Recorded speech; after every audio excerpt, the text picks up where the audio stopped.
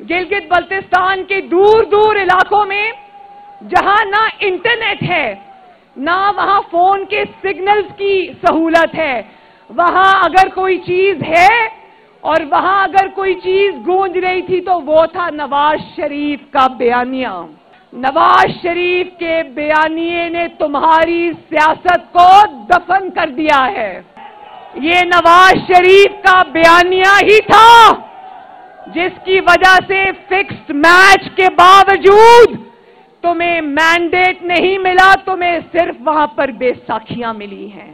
जो तुमको लाने वाले हैं, जो तुमको लेकर आए हैं, इस नाकामी के जिम्मेदार तुमसे ज्यादा वो हैं।